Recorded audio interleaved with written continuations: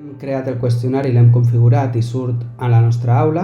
En aquest cas el trobem aquí, examen final segon trimestre. Hem de ficar les preguntes al Moodle.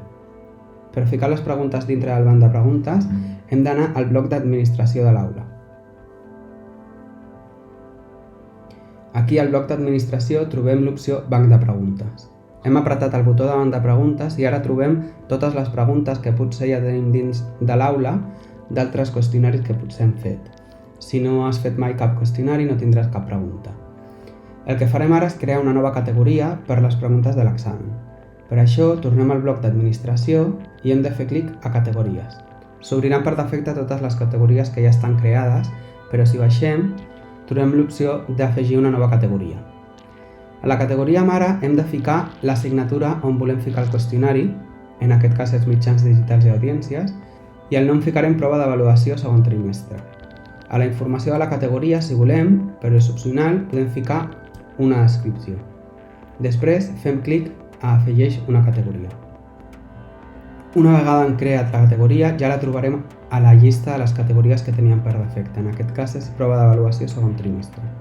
Ara el que hem de fer és ficar les preguntes dins d'aquesta categoria per poder-les utilitzar a l'examen. Per això tornem un altre cop al bloc d'administració i anem a preguntes. Aquí, a preguntes, ja podem crear una nova pregunta. Si fem clic al botó de crear una nova pregunta, s'obrirà el desplegable de totes les opcions que tenim per crear preguntes als qüestionaris de Moodle. Estan totes detallades a la guia digital que s'ha fet per la creació de qüestionaris. Pel vídeo crearem dues preguntes, una de resposta oberta i una altra de resposta múltiple, que probablement seran les més comuns. En primer lloc farem una resposta oberta. Per això hem d'escollir resposta oberta i fer clic al botó afegeix. Una vegada hem afegit la pregunta, hem de triar que estigui a la categoria que hem creat, que en aquest cas és prova d'avaluació segon trimestre, i un nom de la pregunta. Per exemple, en aquest cas seria long tail. Al text de la pregunta podem ficar la pregunta que veurà l'estudiant, és a dir, la mateixa pregunta que ficaríem a un examen ordinari. Com el text de la pregunta té edició HTML, podem ficar imatges si s'escau o podem ficar links. Per exemple, si els alumnes han de visionar un vídeo per respondre a la pregunta. Aquí a la puntuació per defecte la podem canviar i ficar que aquesta pregunta, per exemple, valgui 2 punts. La retracció general la podem deixar buida, però en el cas de les preguntes obertes, aquí podríem ficar quina és la resposta correcta perquè els alumnes la puguin consultar una vegada acabi el temps de l'examen. Si baixem a opcions de resposta, en aquest cas que esperem que els alumnes escriguin una resposta, editor HTML. Al text requerit hem de ficar que cal que l'estudiant introdueixi un text i aquí podem escollir com de llarg volem que sigui aquest text. En aquest cas ficarem 15 línies. Aquí, en permet adjuncions, es tracta de dir-li a Moodle si acceptem que els estudiants incloguin algun arxiu. La majoria de les vegades serà que no, però en el cas de que sí que s'acceptin arxius adjunts, hem de ficar quants. 1, 2, 3 i si són més de 3 hem de ficar il·limitats. Farem la prova de com seria que els alumnes poguessin adjuntar un arxiu. Ficarem 1 i aquí a adjuncions requerides haurem d'indicar si els fitxers adjunts són opcionals o són obligatoris. I aquí en el tipus de fitxer que acceptem hem de triar el format d'arxiu que sí que s'accepta. En aquest cas pot ser un document o un full de càlcul. Com el més comú és que els alumnes no cal que adjuntin cap arxiu, ficarem que no.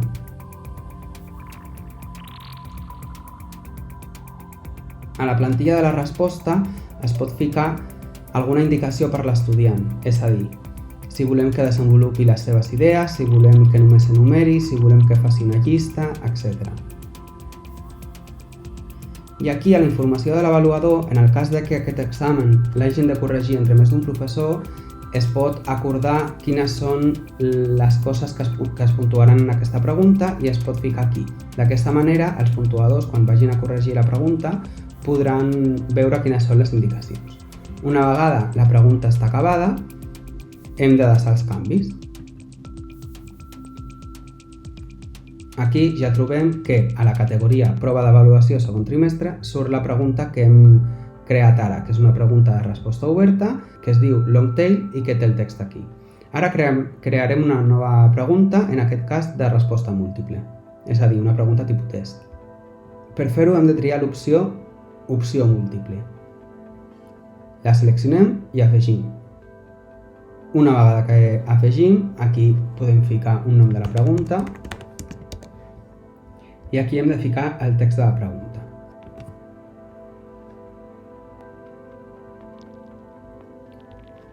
Al igual que les preguntes obertes, podem indicar quina és la puntuació d'aquesta pregunta, podem ficar una retroacció general i li podem dir a Moodle si hi ha més d'una pregunta correcta o no. En aquest cas, ficarem només una resposta. També podem escollir com s'enumeraran les opcions, en aquest cas A, B, C. És important que marquem l'opció de barrejar les opcions, d'aquesta manera als alumnes els sortirà en un ordre diferent les respostes a cada pregunta. Aquí podem ficar les opcions de resposta. En aquest cas la primera opció seria representació numèrica i a qualificació, si és incorrecta, podem ficar cap o podem ficar una nota negativa en el cas de que les respostes incorrectes restin. La segona opció seria l'automatització, tampoc tindria cap qualificació perquè seria incorrecta, i la tercera opció seria la modularitat, que en aquest cas tindria una qualificació del 100% ja que és la resposta correcta. Si tinguéssim més opcions podríem continuar emplenant aquests camps i en el cas de que no tinguem suficients podríem afegir 3 més. En el cas de que només tinguem 3 no fa falta que eliminem aquests, sinó que només hem d'emplenar 3.